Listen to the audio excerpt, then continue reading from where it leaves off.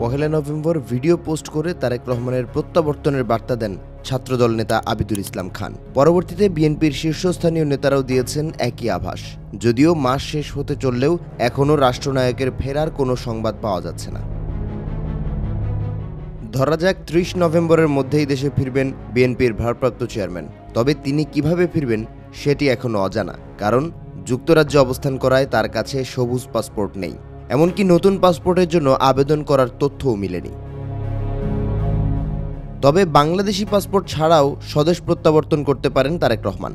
সম্প্রতি এ সম্পর্কিত প্রতিবেদন প্রকাশ করেছে জাগো নিউজ 24, যেখানে উল্লেখ করা হয় পাসপোর্ট ছাড়াই ট্রাভেল পাসের মাধ্যমে দেশে ফিরতে পারেন জিয়াউর রহমানের জ্যেষ্ঠ পুত্র। ট্রাভেল পাস মূলত একটি অস্থায়ী ভ্রমণ নথি, যা বিদেশে অবস্থানরত পাসপোর্টহীন কোনো বাংলাদেশি একবারের জন্য দেশে ফিরতে ব্যবহার করতে পারেন। তবে এই পাস দিয়ে অন্য কোনো দেশে ভ্রমণ করা সম্ভব নয়। মূলত বিদেশে পাসপোর্ট হারিয়ে গেলে বা মেয়াদ শেষ হলে কিংবা নতুন পাসপোর্ট তৈরিতে বিলম্ব হলে বিকল্প হিসেবে ট্রাভেল পাস ব্যবহার করা হয়। স্বরাষ্ট্র মন্ত্রণালয়ের বহির্গমন অনুবিভাগ শাখার সূত্র জাগো নিউজ 24-কে জানিয়েছে, চাইলে পাসপোর্ট ছাড়া সহজেই দেশে ফিরতে পারেন তারেক রহমান। এক্ষেত্রে তাকে ট্রাভেল পাস প্রদান করবে লন্ডনের বাংলাদেশ হাইকমিশন। বাংলাদেশের পাসপোর্ট নিয়ে 2008 সালে উন্নত চিকিৎসার জন্য যুক্তরাজ্যে যান তারেক রহমান। তবে আওয়ামী লীগ আমলে তার পাসপোর্ট আর নবায়ন হয়নি। বর্তমানে তিনি কোন প্রক্রিয়ায় যুক্তরাজ্যে রয়েছেন সেটিও জানায়নি বিএনপি।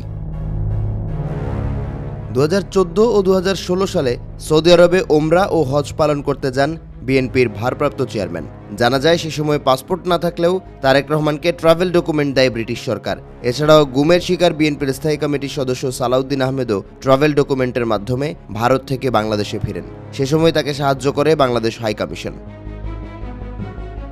এদিকে পররাষ্ট্র উপদেষ্টা মোহাম্মদ তৌহিদ হোসেন জানান, দেশে ফিরতে চাইলে ভ্রমণ বিষয়ক কাগজ প্রদানের মাধ্যমে তারেক রহমানকে প্রয়োজনীয় সহায়তা করবে সরকার। নির্বাচনে অংশ নেওয়া কিংবা ভোটার নিবন্ধনের জন্যও এখন ভারপ্রাপ্ত চেয়ারম্যানের পথ চেয়ে আছেন বিএনপির তৃণমূল কর্মীরা।